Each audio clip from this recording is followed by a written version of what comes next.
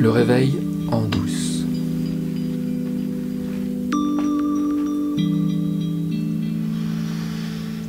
Eh bien, nous revoilà. Nous revoilà avec la question que nous avons laissée en suspens la dernière fois. La question qui change tout. Qui suis-je? Qui suis-je?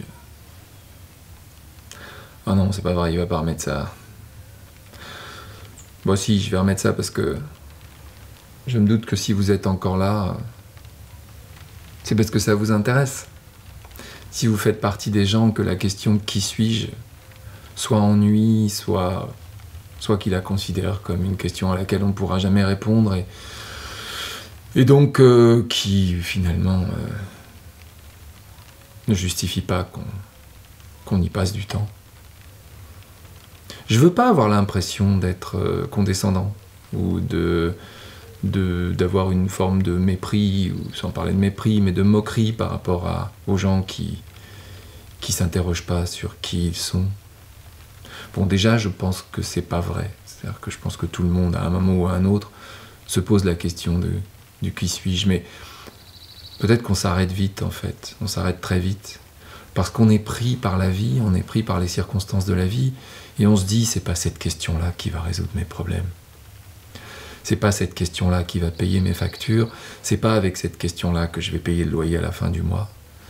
C'est pas comme ça que je vais résoudre mes problèmes avec mes enfants, c'est pas comme ça que je vais résoudre la question de mon conflit avec mon patron, etc., etc. Peut-être pas. Moi, je viens juste raconter ce qui m'est arrivé et partager la façon dont je vois les choses et raconter que ça a changé ma vision de l'existence. Et j'ai eu comme l'impression de perdre 40 kilos. C'est le cas de le dire, parce que la vie est beaucoup plus légère à partir des réponses que j'ai trouvées. Mais revenons à la question de qui suis-je. Amusons-nous un peu autour de ça. Qui suis-je? Moi. Je vais répondre à la question comme on y répond en général. Alors voilà, moi, je suis Olivier Brunet. Bon, déjà, c'est pas mon vrai nom. Je suis né le 20 mai 1960 à Rouen. Mon père s'appelait Gérard Lefebvre, ma mère s'appelle Odile Cotel. Ils s'étaient mariés l'année d'avant. Tous les deux étaient originaires de Rouen, aussi. Je suis né par césarienne à la clinique Saint-Hilaire. Donc les premières heures de ma vie n'ont pas été très agréables, et surtout les heures que ma mère a passées à essayer de m'expulser. J'ai fait toutes mes études à Rouen. Mes parents, qui étaient très catholiques, m'avaient inscrit dans une institution religieuse où j'ai fait toutes mes études. Donc depuis le CE1 jusqu'à la terminale, j'étais dans cette institution avec juste une année que j'ai passée à Nancy dans une autre institution religieuse. Parce que mes parents avaient cette croyance que c'était le bon endroit. Je me suis marié à Rouen après avoir fait l'école de commerce de Rouen.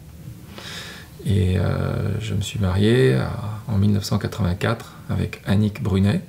Ah, Annick Brunet donc, c'est elle dont j'ai pris le nom. Parce que Lefebvre, j'aimais pas. J'ai jamais aimé Lefebvre, pour des tas de raisons. Donc j'ai fait des études de commerce. C'était pas ma vocation, mais c'est ce qui a eu lieu. Et puis ensuite, je me suis marié, puis j'ai commencé à travailler dans une entreprise dans le cinéma, parce que j'avais toujours rêvé de faire du cinéma. Et puis j'ai eu 3 enfants, et puis à l'âge de 40 ans, j'ai décidé de ne plus travailler dans cette entreprise et de me lancer comme réalisateur indépendant. Et puis, autour de 47 ans, Annick et moi, nous nous sommes séparés. Chacun est parti de son côté avec un autre partenaire. Et j'ai donc rencontré celle qui est devenue ma compagne depuis. Et cette rencontre a été déterminante. Et si je ne l'avais pas rencontrée, probablement je ne serais pas devant vous en train de vous raconter ces histoires. Bon. Ça, c'est la liste de ce qui m'est arrivé. Enfin, une liste très sommaire. C'est ce qui, en général, fait office de moi. C'est-à-dire quand on parle de soi, en général, c'est ça qu'on raconte. Alors on pourrait aller plus loin. Quand on s'inscrit sur un site de rencontre, par exemple, on va peut-être ajouter des choses. On va dire j'aime ceci, j'aime cela, à telle époque j'ai vécu tel traumatisme, à telle époque j'ai vécu telle rupture qui a été très dure. Et puis en même temps, ça m'a appris plein de choses, et puis j'ai des talents, j'ai beaucoup d'humour, j'aime faire des randonnées en montagne, le soleil, j'aime le froid, ou alors on va dire j'adore aller dans les musées, j'adore aller dans les expositions, j'aime tel groupe, j'aime telle musique, etc., etc., etc. En général, on oublie de dire les choses plus sombres, mais qui font aussi partie de moi. Du style, j'ai des addictions, je regarde du porno, je suis pas toujours très sincère, je cache des choses, je suis pas fier de moi, je m'aime pas, j'aime pas ma tête. Tout ça, qui commence toujours par « je », c'est la liste qui sert de descriptif à moi. Et en plus de ça, il y a l'information qui est soit le son de ma voix si vous écoutez le podcast, soit mon image. Voilà moi, c'est ça moi. Alors je pourrais reculer de manière à ce que vous me voyez en pied. Je pourrais me déshabiller. Ça vous verriez à quoi je ressemble à poil. Est-ce que ce serait moi pour autant ? J'en sais rien. Tout ce que je sais, c'est que ça ressemble... Allez, on va se faire une petite métaphore, là. Encore une. Puis ce ne sera pas la dernière, hein, je peux vous dire. Parce que les métaphores, c'est formidable, les métaphores. Ça permet tellement de faire comprendre les choses. La métaphore de la photographie numérique. Ce que je viens de faire, c'est une photo numérique de moi-même. Vous avez mon image, et puis je vous ai donné les métadonnées de la photo. Les métadonnées d'une photo, vous savez ce que c'est, ce sont toutes les informations qui nous donnent les conditions de la prise de vue, par exemple. Le diaphragme, la vitesse d'obturation. Et puis vous pouvez aussi avoir des données GPS, c'est-à-dire à quel endroit vous avez pris l'image, et puis à quelle heure. Et puis vous avez le paysage qui a été photographié, ou la personne qui a été photographiée, qui est sur la photo. Et vous pouvez aller encore plus loin. C'est un peu comme quand on va sur les sites de rencontres. On peut aller très très loin dans la description d'une photo. Aujourd'hui, on peut même aller jusqu'à donner la valeur de chaque pixel.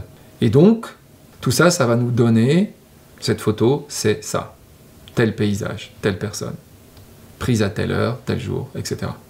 Est-ce que ça dit tout de ce qui a été photographié ? Non. Je pense que vous êtes d'accord avec moi.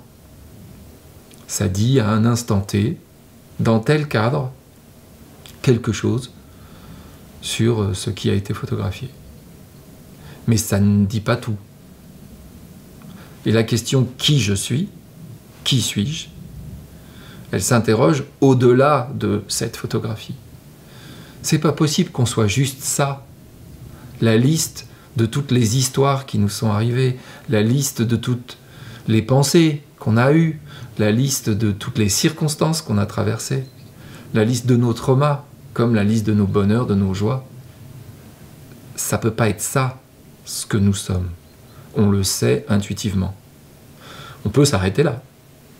Parce que c'est ce dont on a besoin, je veux dire, c'est le minimum vital pour vivre en société, quoi. On peut se décrire et on peut se déterminer comme ça, avec la liste des choses qui nous sont arrivées, et avec ce curriculum, en fait, qui dit qui nous sommes. Mais est-ce que c'est ça, ce que nous sommes ? Vraiment. Juste un truc qui me fait penser que c'est pas possible que ça soit ça. C'est que ça change tout le temps, ce que nous sommes. Si on avait pris la même photographie, si vous m'aviez vu il y a 5 ans, vous n'auriez pas vu la même personne. Bon, il y aurait à peu près la même tête, avec un peu moins de rides. Il y aurait eu à peu près la même voix, sans doute. Donc il y a des choses qui ont l'air d'être stables dans le temps. Mais si vous m'aviez dit, il y a 5 ans, que j'allais être là, devant une caméra, en train de parler, et de faire un podcast sur la nature de notre expérience existentielle, je pense pas que je vous aurais cru. L'homme que j'étais, si j'étais quelqu'un, il y a 5 ans, c'est pas le même que celui qui est devant vous là, tout de suite. Donc je change tout le temps. Mais en fait, tout change tout le temps. Donc nous aussi, on change tout le temps. Et on change tout le temps dans des proportions dingues. Donc, si moi, c'est cette chose qui change tout le temps, peut-être il vaudrait mieux que je dise « je suis cette chose qui change tout le temps ». Ceux qui ne se posent pas la question de qui je suis doivent se dire « ok, bon, il y a des choses qui changent, c'est vrai. On ne peut pas nier qu'il y a des choses qui changent. On renouvelle nos cellules tous les 7 ans. On vieillit. On change de tête. Parfois, on change d'opinion. Parfois, on change de goût. Et donc, on ne peut pas être juste défini par la liste des choses à un moment T. Ouais, il y a forcément, oui, d'accord.